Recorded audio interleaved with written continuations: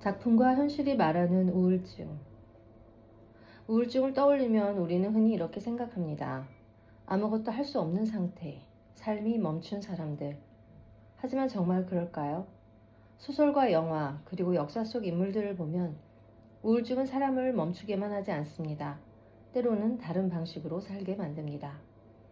오늘은 우울증을 가장 정직하게 묘사한 작품들, 그리고 우울증을 안고도 자기 삶을 당당히 살아낸 사람들을 함께 살펴보겠습니다. 우울증은 슬픔이 아니라 구조입니다. 실비아 플라스의 소설 벨자에서는 이런 표현이 나옵니다. 나는 투명한 유리 종 안에 갇혀 있었다. 이 말은 중요합니다. 우울증은 단순한 슬픔이 아니라 세상과 나 사이에 보이지 않는 벽이 생기는 상태이기 때문입니다. 노르웨이 숲에서도 등장인물들은 계속 살아가지만 어딘가에 발이 닿지 않는 것처럼 보입니다. 이 작품들이 말하는 우울증은 이렇습니다. 우울고 싶은 감정이 아니라 살아있으나 연결되지 않은 상태. 그래서 우울증은 겉으로는 잘 보이지 않습니다. 드라마 나의 아저씨를 떠올려보면 가장 강렬한 장면들은 대사가 거의 없습니다. 말없이 밥을 먹고 고개를 숙이고 하루를 버텨냅니다. 이게 우울증의 현실입니다. 설명하지 않습니다. 호소하지 않습니다. 도움을 청하지도 않습니다. 그래서 사람들은 말합니다. 괜찮아 보이는데? 하지만 우울증은 괜찮아 보일 때 가장 깊게 드러납니다.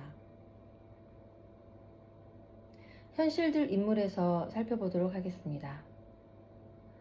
미국의 대통령 에브라함 링컨은 생전 동안 심각한 우울을 겪었습니다. 당시의 기록에는 그의 우울을 멜랑콜리라고 표현합니다. 자살을 항상 생각했고 칼이나 면도날을 못 잡게 했다는 기록도 있습니다. 그런데 링컨은 우울이 사라질 때까지 기다리지 않았습니다. 그는 말했습니다. 나는 웃지 않으면 살 수 없었다. 링컨의 깊은 공감, 노예제 폐지에 대한 집요한 도덕 감각은 그의 우울과 같은 뿌리에서 나왔습니다. 그는 우울증을 치료한 후 위대한 사람이 된 것이 아니라 우울증을 안고 살아가면서 위대한 선택을 한 사람이었습니다. 빈센트 반 고흐. 고흐는 흔히 비극적인 천재로만 기억이 됩니다. 하지만 실제 그는 놀라울 정도로 성실한 사람이었습니다. 하루 10시간 이상 그림을 그리고 인정받지 못해도 멈추지 않았습니다. 우울증으로 무너지는 와중에도 계속 작업을 이어갔습니다. 그는 이렇게 말합니다. 슬픔 속에서도 나는 앞으로 간다. 고흐는 우울증 증상이 나아진 적이 없었습니다. 하지만 그의 삶을 멈추지도 않았습니다. 우울증을 표현한 작품들에서 말하는 중요한 사실들은 맨체스터 바이 더 시에서는 아주 불편한 진실을 보여주고 있습니다. 우울은 반드시 극복되지 않았습니다. 주인공은 말합니다. 나는 이걸 이길 수 없어.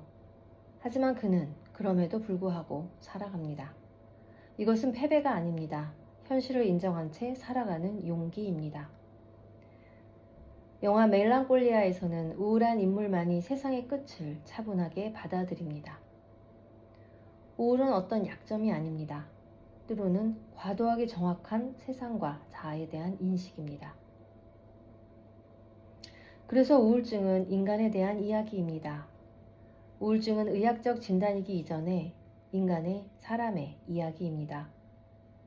무언가를 상실한 사람의 이야기, 세상과 이웃과 연결되지 못한 이야기, 삶의 의미를 찾지 못한 이야기. 그래서 먼저 필요한 것은 왜 이런 상태가 되었는지를 묻는 일입니다. 우울증을 안고 살아간다는 것은 패배가 아닙니다. 치유가 되지 않더라도 삶을 이어갈 수 있습니다.